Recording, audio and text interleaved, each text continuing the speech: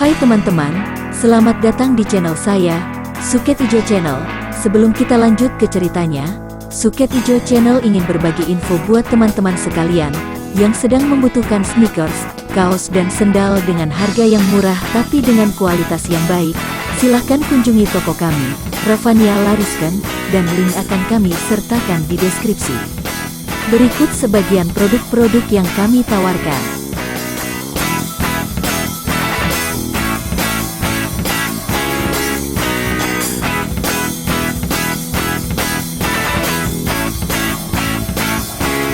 Oke, kalau gitu mari kita lanjut ke ceritanya lagi. Suling Emas, serial Bukek Xiansu, karya Asmaraman S. Ho Ping Ho. Bagian ke-78. Ia hanya seorang muda 20-an tahun usianya, berwajah tampan, bersikap tenang dengan mata sayu dan muka muram. Sebagai seorang terpelajar, Suling Emas tahu akan kesopanan. Di depan kaisar dia menjatuhkan diri berlutut, kemudian tanpa mengangkat muka dia menuturkan pertemuannya dengan 3 orang tua yang membawa sang pangeran. Kemudian ia menceritakan betapa ia berhasil merampas kembali sang pangeran dan membawanya langsung ke istana. Setelah berkata demikian, ia mengulurkan kedua tangan yang memondong anak kecil itu. Kaisar memberi isyarat kepada seorang dayang yang segera menerima anak itu dari tangan Suling Emas. Akan tetapi anak kecil itu menjerit dan menangis, tidak mau terlepas dari tangan Suling Emas. Timbul sedikit kegaduhan dan kaisar sendiri sampai tertawa saking gembiranya melihat puteranya pulang dengan selamat. Akhirnya, permaisuri sendiri, ibu anak itu yang ikut hadir menjemput puteranya, yang maju dan barulah anak itu mau dipondong ibunya. Akan tetapi mulutnya masih mewek-mewek dan telunjuknya masih menuding-nuding ke arah Suling Emas. Hahaha, Sri Baginda tertawa bergelak setelah permaisuri membawa puteranya masuk, diikuti para dayang cantik-cantik yang melempar kerling dan senyum manis kepada Suling Emas yang tampan dan yang dianggap seorang gagah yang berjasa besar. Kau seorang pemuda yang luar biasa, kami sudah mendengar betapa engkau membawa kembali putra kami sambil bermain suling, diikuti ratusan orang pengawal dan penduduk. Kemudian putra kami juga sukar mau melepaskan engkau. Sungguh menggembirakan. Orang muda yang gagah perkasa, engkau siapakah? Suling Emas berlutut memberi hormat lalu menjawab, mohon beribu ampun, tuanku kaisar. Hamba sendiri sudah lupa akan nama hamba, akan tetapi karena hamba memiliki benda ini dan suka sekali meniupnya, maka hamba disebut orang dengan nama Suling Emas. Hamba tidak mempergunakan nama lain. Suasana hening ketika semua panglima dan pembesar bersama kaisar mendengarkan jawaban orang muda itu. Tempat itu segera penuh dengan suara berbisik-bisik karena semua orang merasa heran mendengar jawaban seperti ini. Namun, kaisar pertama dari kerajaan Sung adalah bekas seorang panglima besar, seorang yang sudah banyak bertemu dengan petualang-petualang dan pengelana-pengelana di dunia Kang Ou yang aneh. Kaisar tidak menjadi heran, lalu berkata penuh wibawa, Suling Emas, angkatlah mukamu dan biarkan kami melihat wajahmu. Suling Emas tidak berani membantah. Dalam keadaan berlutut, ia menengadah. Sejenak kaisar menatap wajah yang tampan itu, kemudian menarik napas panjang dan bersabda, semuda ini sudah mengalami banyak hal sehingga benci akan kenangan-kenangan lalu dan membuang nama. Cukup, Suling Emas, sekarang berdirilah agar enak kami bicara. Dengan gerakan amat hormat Suling Emas bangkit berdiri. Kembali kaisar memandang tajam dan mengagumi bentuk tubuh tinggi tegap itu. Timbul rasa suka kepada orang muda ini dan ia berkata, Suling Emas, kami telah berhutang budi kepadamu. Setelah kau berhasil menyelamatkan putra kami, jasamu besar sekali dan hadiah apakah yang dapat kami berikan kepadamu? Ampun, tuanku. Hamba hanya melakukan apa yang wajib dilakukan oleh setiap orang. Hamba tidak mengharapkan hadiah apa-apa. Makin suka hati kaisar mendengarkan jawaban ini. Ia tertawa, kau seorang muda yang gagah perkasa dan berhati bersih. Kami percaya bahwa engkau tidak mengharapkan hadiah, Suling Emas. Akan tetapi saking gembira dan berterima kasih hati kami ingin memberikan hadiah yang patut bagimu. Bagaimana kalau engkau kami angkat menjadi kepala pengawal dalam istana? Kami sekeluarga akan merasa tentram dan aman apabila engkau menjadi kepala pengawal di sini. Mohon Paduka Sudi memberi ampun. Hamba seorang perantau yang lebih senang hidup bebas di alam terbuka, tidak berani hamba menerima kurnia yang amat besar ini. Kaisar diam sejenak, berpikir-pikir. Kemudian berkata lagi, memang manusia segolonganmu amat aneh. Pernah kami bertemu dengan Kim Mo Taisu yang juga amat aneh wataknya. Kaisar tidak tahu betapa di dalam hatinya, suling emas berdebar-debar mendengar nama mendiang suhunya disebut-sebut. Maka kami serahkan kepadamu sendiri suling emas, jangan bikin kecewa hati kami. Pilihlah, apa yang dapat kami lakukan untukmu sekedar untuk membuktikan bahwa kami amat berterima kasih kepadamu.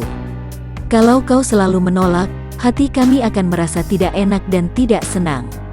Suling emas sudah banyak mempelajari filsafat, sudah tahu pula akan sifat manusia. Seorang kaisar pun hanya seorang manusia biasa, tidak akan jauh bedanya dengan manusia umum. Tentu ingin membalas rasa syukur dan hutang budi, baru lega hatinya. Baiklah, Tuanku Kaisar, hamba akan merasa berterima kasih dan girang sekali apabila Paduka Sudi mengizinkan hamba untuk dapat masuk keluar dengan bebas, terutama sekali di perpustakaan istana. Hamba adalah seorang kutu buku, dan hamba mendengar betapa perpustakaan istana amatlah lengkap. Hamba ingin membaca kitab sebanyak-banyaknya. Hahaha, Kaisar tertawa bergelak, dan semua pembesar yang hadir ikut pula tertawa.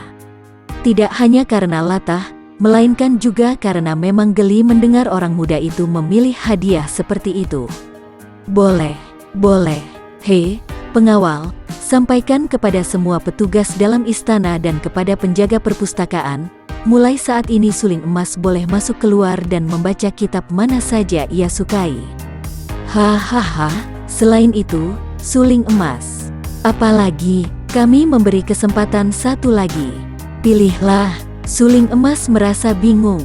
Tadinya ia terpaksa minta izin itu karena tidak mau mengecewakan hati kaisar dan memang ia paling suka membaca kitab. Akan tetapi kini harus memilih satu lagi. Apakah yang menarik hatinya dan ingin ia dapatkan dari dalam istana ini? Ia tidak menginginkan apa-apa. Tiba-tiba ia teringat kepada Suma Cheng. Suma Cheng sudah menjadi istri seorang pangeran dan tinggal di lingkungan istana pula.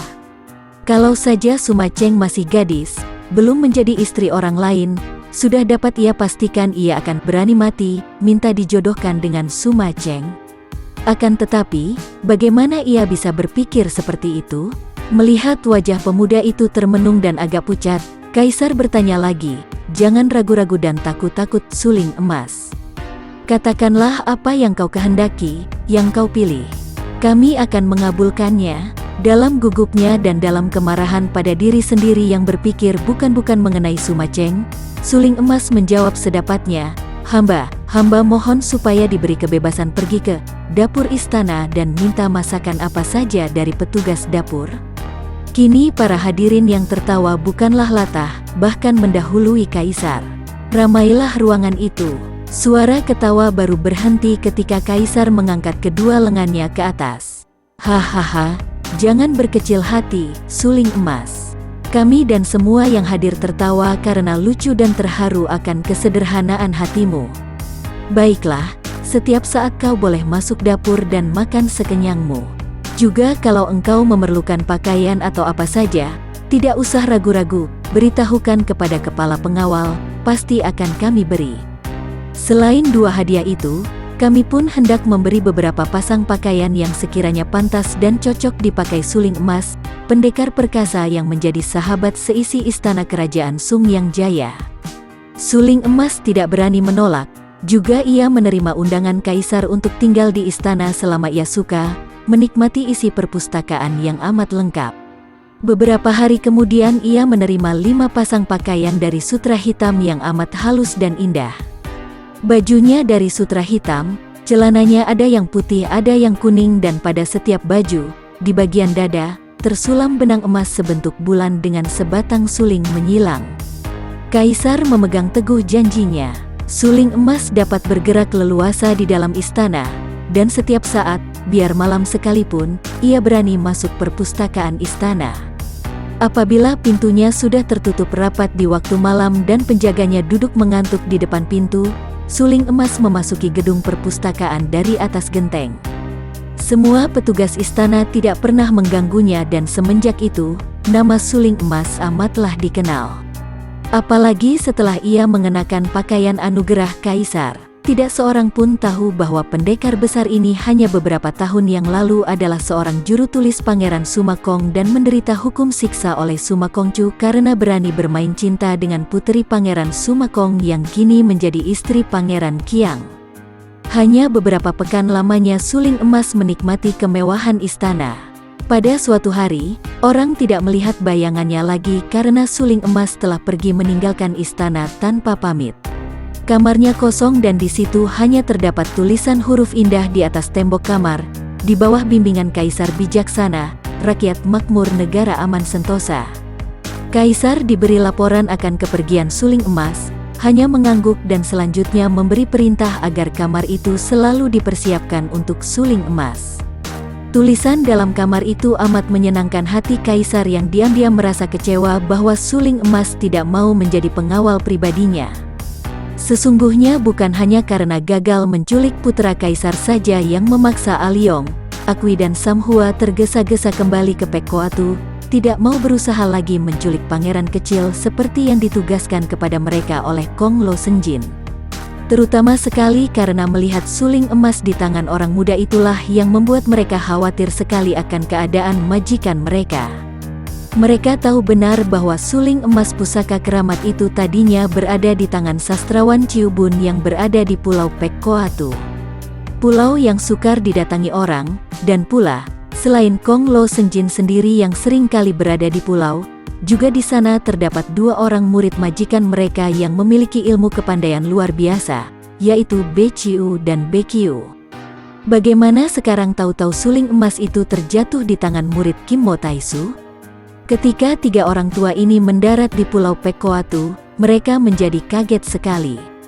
Majikan mereka, Kong Lo Senjin atau Sin Jiu Kau Paong, bekas Pangeran Tang yang dengan gigih selama hidupnya berjuang untuk menegakkan kembali kerajaan yang sudah roboh itu, telah menjadi mayat.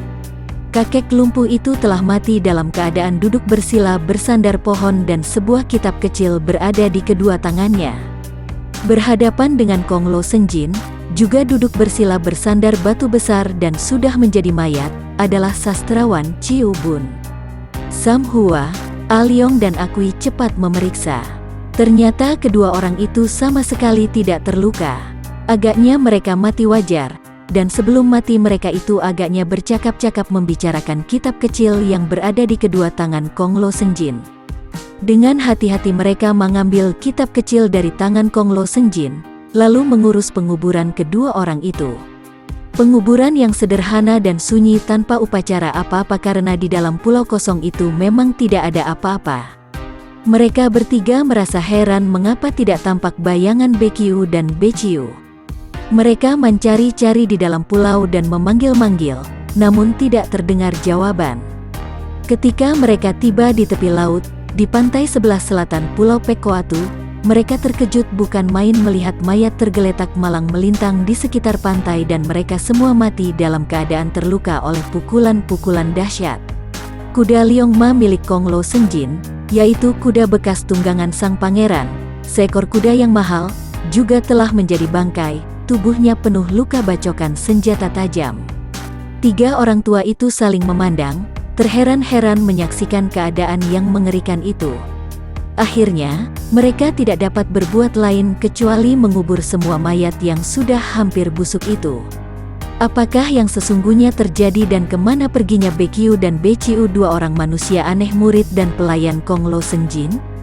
Beberapa hari yang lalu, seorang diri Kong Lo Senjin mendarat di Pulau Pekkoatu dalam keadaan terluka hebat.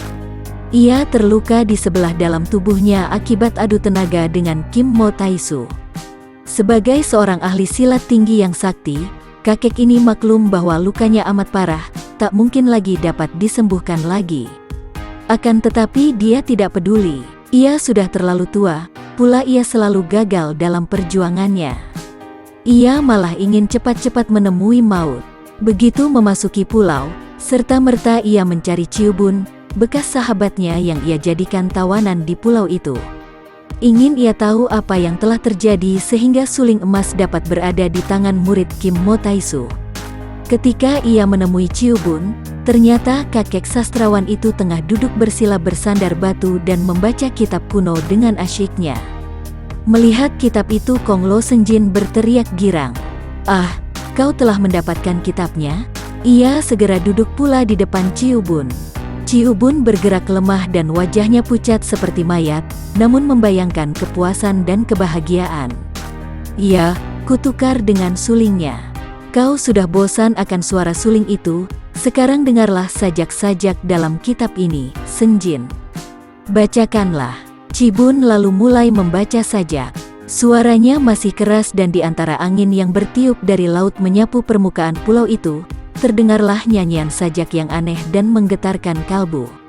Kong Lo Senjin duduk bersila, tak bergerak-gerak. Ketika matahari condong ke barat, suara Ciubun masih terdengar membacakan sajak terakhir.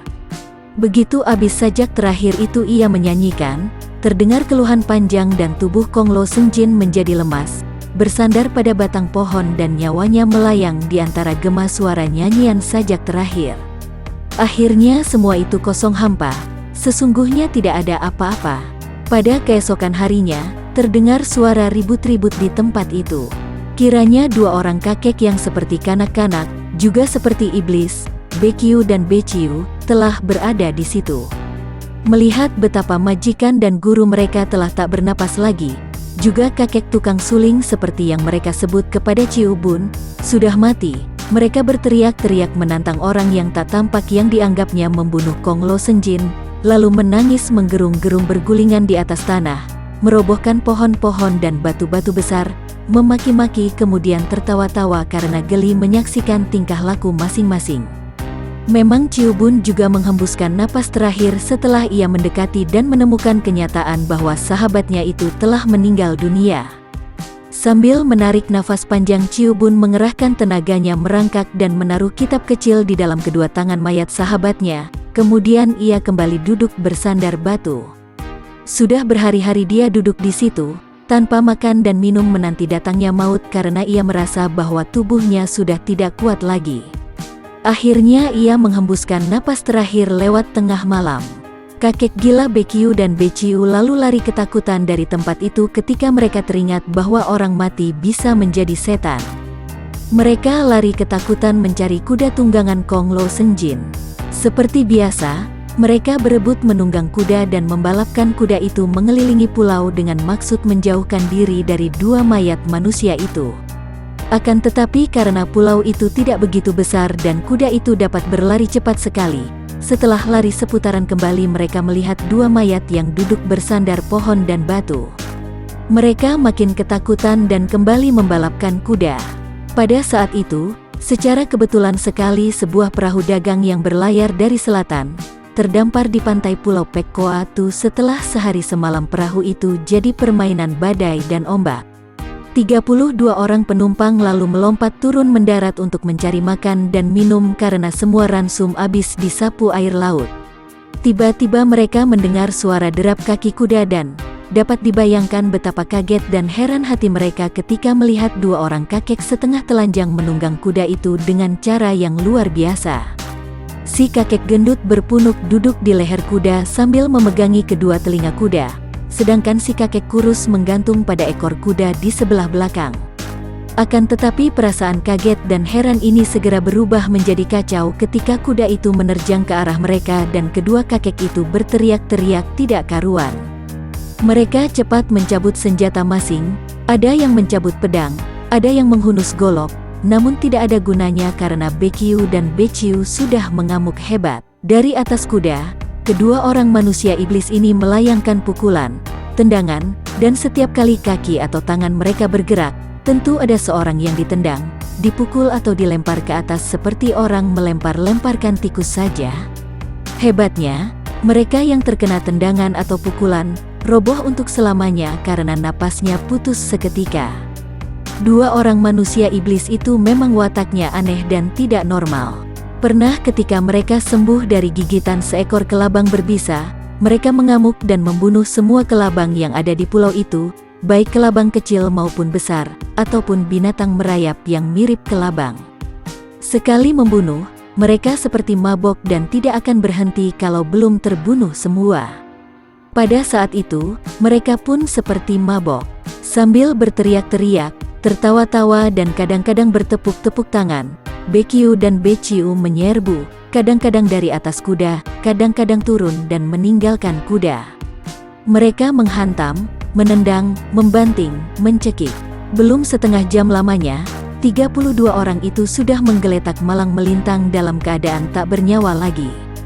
Baekgyu si kakek yang berpunuk gendut, sudah merobek paha seorang lawan dan menjilati darahnya, hendak makan daging paha itu. Agaknya bagi manusia tidak normal ini, daging paha manusia tiada bedanya dengan daging paha seekor kijang atau kelinci. Akan tetapi ia melepas korbannya ketika mendengar Baekgyu berteriak-teriak. Ia melompat dan lari ke pantai di mana Baekgyu sedang mendorong-dorong perahu besar milik para korban tadi. Keduanya menjadi girang, seperti dua orang anak kecil. Mereka mendorong perahu besar itu ke tengah. Kemudian mereka menari-nari di atas perahu ketika angin meniup layar perahu dan membuat perahu melaju ke tengah. Akan tetapi kegirangan mereka hanya sebentar saja. Karena perahu itu tidak dikemudikan, maka menjadi berputar-putar dan sebentar saja kedua orang aneh itu menjadi mabok laut. Mereka muntah-muntah terhuyung-huyung dan merusak semua yang terdapat di atas perahu. Bahkan tiang layar pun mereka robohkan. Layarnya dirobek-robek dan akhirnya keduanya begitu mabok sehingga jatuh terlentang di atas dek perahu dalam keadaan pingsan. Namun agaknya setan hendak mempergunakan dua manusia buas ini untuk mengacau dunia. 2 hari kemudian perahu mereka terdampar di darat. Baekgyu dan Baekgyu telah sembuh dari keadaan mabok. Mereka melompat ke darat lalu berlari-lari memasuki sebuah kampung kecil. Geger di kampung itu dan kembali belasan orang menjadi korban keganasan Baekgyu dan Baekgyu. Demikianlah, mulai saat itu, di dunia Kang-Oh muncul dua orang manusia aneh yang amat sakti, buas dan menyeramkan. Lambat laun mereka dapat menyesuaikan diri dengan kehidupan dunia ramai, namun watak liar mereka masih saja menempel sehingga mereka kemudian terkenal sebagai dua orang di antara si 6 jahat di dunia Kang-Oh. Baekgyu yang gemuk pendek berpunuk mendapat julukan Toat Bengkoai Jin, manusia aneh pencabut nyawa. Adapun Baekgyu yang tinggi kurus dan seperti kanak-kanak itu dijuluki orang Tok Sim Lotong, bocah tua berhati racun. Agaknya pengalaman mencicipi daging dan darah manusia sebelum meninggalkan Pulau Pekkoatu, membuat Toat Bengkoai Jin Baekgyu suka akan daging manusia. Kadang-kadang ia menangkap anak-anak yang gemuk dan berkulit bersih untuk dimakan dagingnya dan diminum darahnya. Kebiasaan ini membuat tubuhnya mengeluarkan hawa beracun, menambah racun yang telah dimilikinya ketika ia menjadi korban gigitan-gigitan serangga dan ular berbisa. Ia menjadi makin ganas dan makin lihai. Adapun Tok Sim Lotong Baekgyu setelah terkenal sebagai manusia iblis di dunia Kang-Oh, agaknya tidak melupakan kebiasaannya bermain-main dengan segala macam ular berbisa ketika berada di Pekkoatu sehingga ia mempergunakan ular berbisa pula sebagai senjata. Kalau saja Kong Lo Senjin atau Shin Jiu Ku Paong tahu betapa ia telah mendidik dua orang murid yang berubah menjadi iblis mengerikan, kiranya ia akan merasa malu dan kecewa sekali. Biarpun Kong Lo Senjin sendiri di waktu hidupnya tidak segan-segan berlaku ganas dan licik, namun semua itu ia lakukan dengan tujuan yang dianggapnya baik dan murni, yaitu mendirikan kembali kerajaan Tang yang sudah runtuh. Demikianlah keadaan di Pulau Pekkoatu yang ditemukan dalam keadaan mengerikan oleh 3 orang bekas pembantu Kong Lo Senjin. Samwa, Aliong dan Akui bukanlah orang biasa, melainkan bekas orang-orang besar di zaman jayanya Kong Lo Senjin. Mereka bukanlah orang jahat. Melihat keadaan di pulau itu, mereka menjadi menyesal dan semua semangat dan cita-cita mereka ikut mati bersama matinya majikan mereka. Insyaflah mereka betapa selama puluhan tahun mereka itu diperalat oleh Kong Lo Senjin dan mulailah mereka menyesal. Mereka sudah amat tua dan mereka bertiga mengambil keputusan untuk tinggal di Pulau Pekkoatu sampai mati, bertapa dan bersembunyi diri, hitung-hitung menebus dosa. Suling Emas meninggalkan istana kerajaan Sung dan mulailah ia berkelana seorang diri. Dengan pakaian yang berlukiskan suling, pemberian kaisar, ditambah perbuatannya yang gagah berani, selalu mengulurkan tangan menolong mereka yang patut ditolong, memberantas perbuatan orang-orang jahat, menegakkan kebenaran dan keadilan. Sebentar saja nama Suling Emas dikenal dan dunia Kang Ou gempar dengan munculnya pendekar muda yang sakti ini. Namun karena Suling Emas membatasi diri, hanya muncul untuk mencegah penindasan dan kejahatan, sama sekali tidak mengganggu orang-orang Kang Ou dan Liok Lim, tidak memusuhi dunia hitam, maka ia pun tidak dimusuhi secara langsung oleh dunia penjahat. Bertahun-tahun ia berkelana seorang diri, mengunjungi tempat-tempat bersejarah, dengan niat hati hendak melupakan segala kepahitan hidup yang telah dialaminya. Namun tak pernah ia berhasil. Hatinya tetap kosong dan perih, wajahnya tetap suram dan pandang matanya sayu. Ia selalu merasa sunyi dan apabila kesunyian sudah tak terkendali lagi, ia hanya menghibur diri dengan sulingnya. Hanya kalau ia meniup suling melakukan nyanyian sajak kitab kecil yang sudah dihafalkan, barulah hatinya yang merana agak terhibur. 5 tahun berlalu amat cepatnya. Suling Emas telah berusia 28 tahun. Pengalamannya sudah cukup banyak, entah berapa ratus orang jahat ia robohkan dan ia insyafkan. Suling Emas tidak suka membunuh orang, selalu berusaha menginsyafkan penjahat-penjahat yang telah ia kalahkan. Banyak pula orang-orang yang telah ditolongnya daripada mara bahaya, ingin menariknya sebagai mantu. Banyak pula gadis-gadis jelita yang telah ditolongnya, ingin membalas budi dengan penyerahan jiwa raganya. Namun semua itu ditolak Suling Emas dengan sikap halus dan tidak menyakitkan perasaan. Suling Emas yang telah 2 kali hancur hatinya oleh kegagalan asmara, berjanji di dalam hatinya takkan bermain cinta lagi. Ia telah menjadi penakut, seakan-akan bertobat untuk melibatkan diri dalam asmara, setelah mengalami betapa hebatnya penderitaan batin karena kegagalan asmara. Perjalanannya menuju ke Nanchao untuk menemui kakeknya, Pat Jiu Sin Ong Liugan ketua Bengkau, dilakukan dengan jalan memutar karena memang ia ingin menjelajah seluruh provinsi. Kadang-kadang ia tinggal di tempat-tempat indah, seperti telaga-telaga, atau puncak-puncak gunung sampai sebulan 2 bulan. Oleh karena inilah, selama 5 tahun, baru kakinya menginjak perbatasan negara Nanchao. Kerajaan Nanchao adalah kerajaan yang kecil saja di selatan.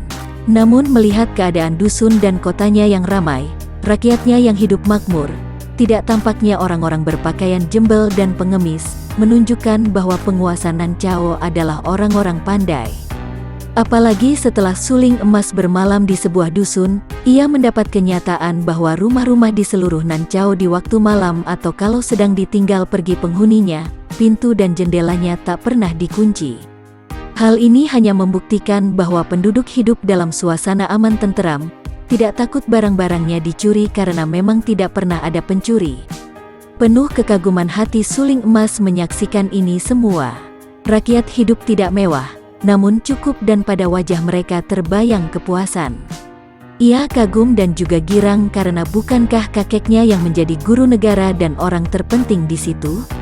Sama sekali Suling Emas tidak tahu bahwa selain merupakan negara kecil yang makmur, juga Nanchao penuh dengan petugas-petugas yang setia, rajin dan pandai.